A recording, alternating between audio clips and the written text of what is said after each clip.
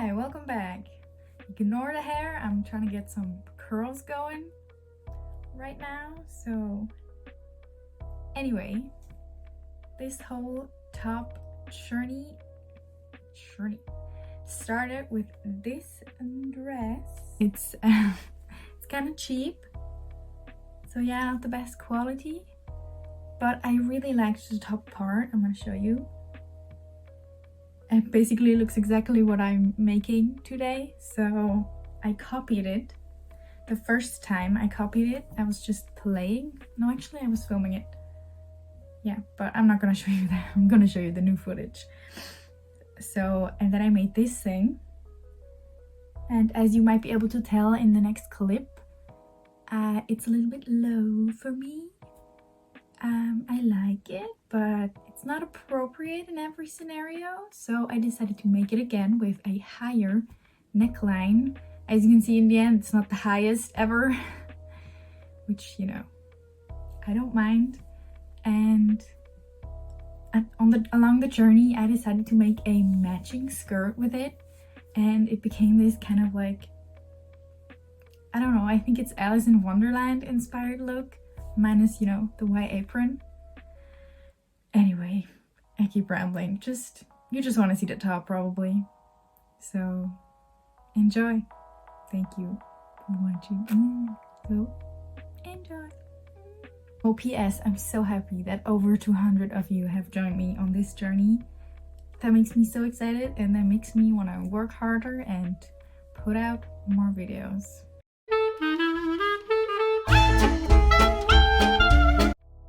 So this is the first top that I made on. As you can see, the neckline is pretty low. I don't think I'm wearing a bra. Anyway, first I changed the pattern. I took some notes while wearing the top and adjusted those on some new pattern paper, aka old printer paper. The main alterations that I made were simply to make the neckline much higher, and hence the bust part will become much larger. I didn't make it too high, but I was able to, you know, reduce that in the end, which is way easier than add anything. Here are all the pattern pieces illustrated. You're gonna need to cut 2 of everything. You're gonna see me cut out all of them right now.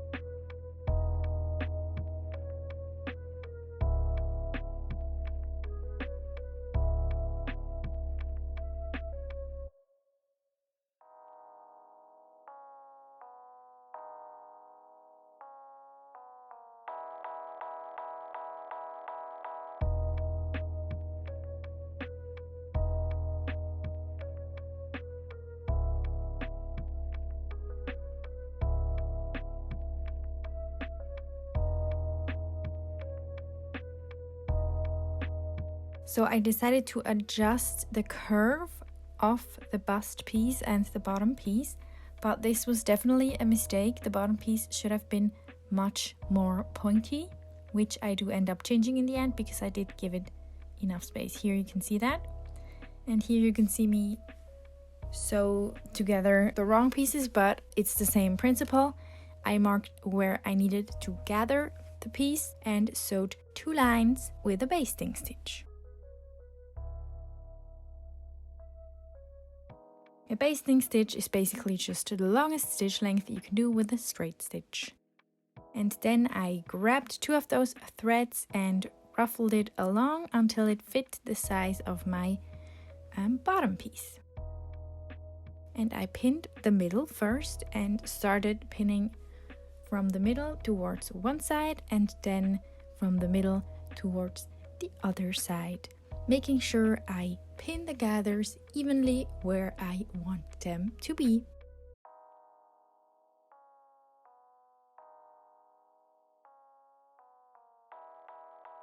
And then I sewed over it with a pretty small zigzag stitch to keep everything stretchy and comfortable.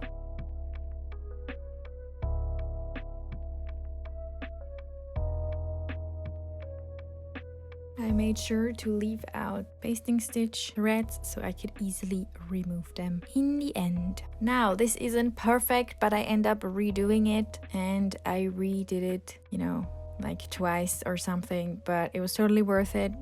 As you can see in the end, it doesn't end up looking perfect. I haven't quite figured out how to do it. I would simply maybe curve the bottom piece instead of making it as pointy as I did. Here I am removing the basting stitches, and usually you can just pull them out, but if you sew over them, it's gonna be a little bit more difficult.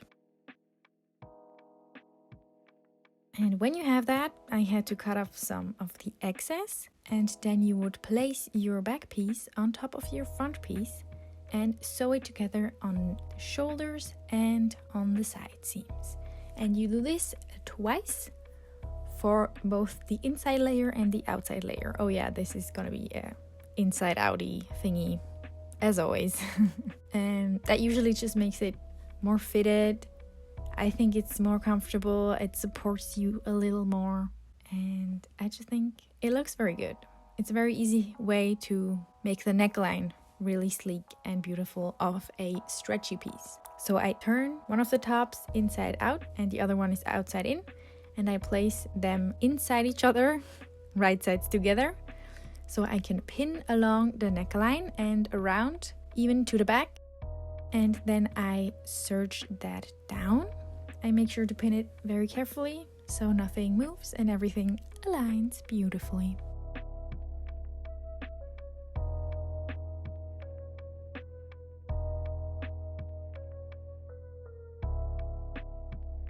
And when you have that, you can flippity flip it inside out, and then you have to flip the inside into the outside, and it works out. Don't worry about it.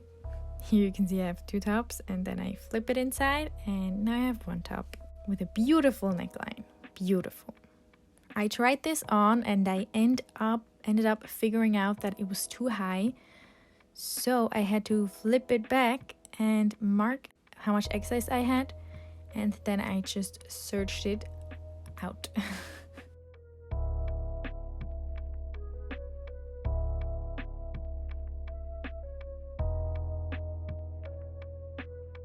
Here you can see it. These like corners are a little bit of an issue.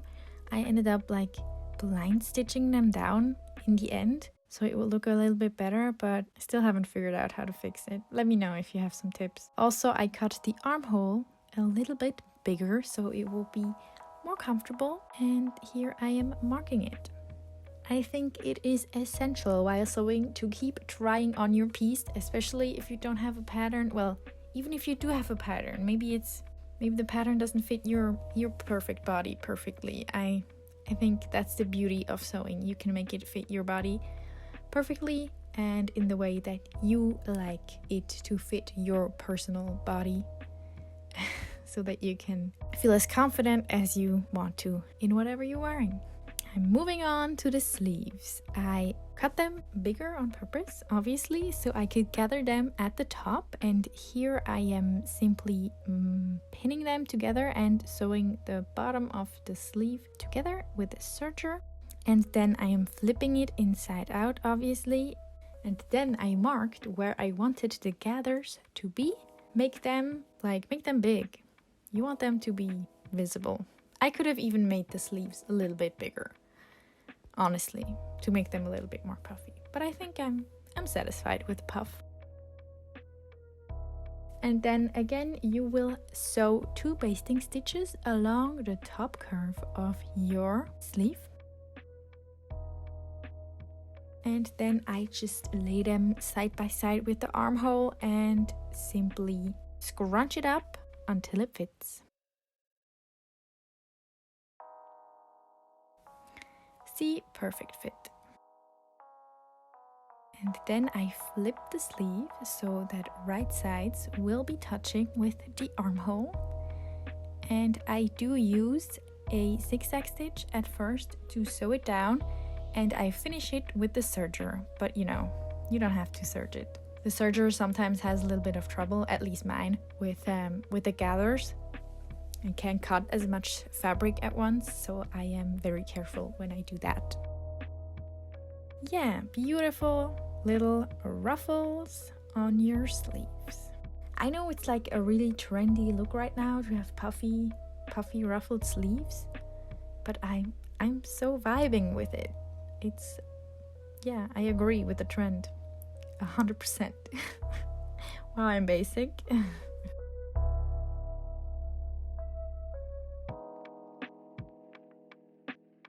This is what it looked like after, and I am showing you that you can see the basting stitch on one side if you sew in the exact middle of the 2 rows. And then I am removing that very gently so not to damage the fabric.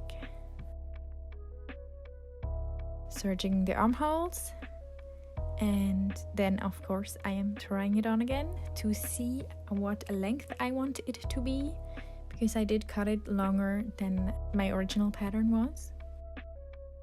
I mark it and I cut it, and this time I decided to serge both layers, the inside and the outside, together all the way around, and then fold that inside and top stitch.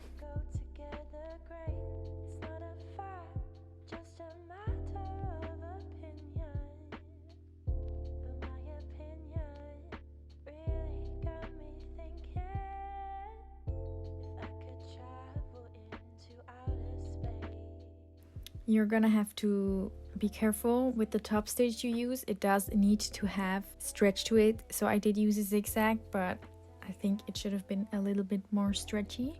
I also tried it on again and decided to cut the sleeves a little bit on this diagonal. Anyway, moving on to the skirt. I was playing with making a circle skirt, but my fabric wasn't long enough for the length of skirt that I wanted. So I decided to just cut out this triangle shape for like an A-line look. I would suggest making this triangle much bigger. I was very conservative with my fabric. I could have definitely made it wider on both waist part and the bottom part. As you can see, the triangle isn't very triangular.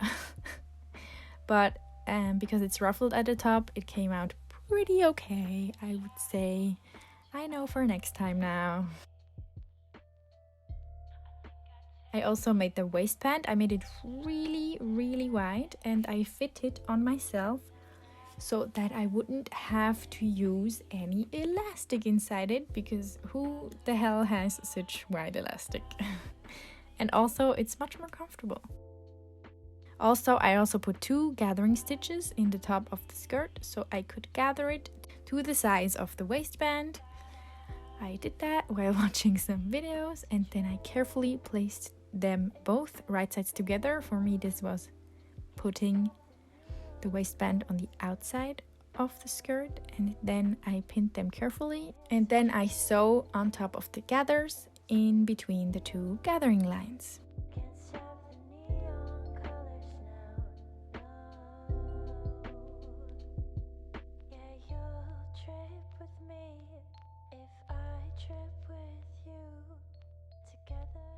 While sewing this, I kind of broke the thread like 3 times. I have no idea, you can totally see me, and I had to kind of redo it, but thank God this is an absolutely invisible part of the skirt, so it didn't matter that much.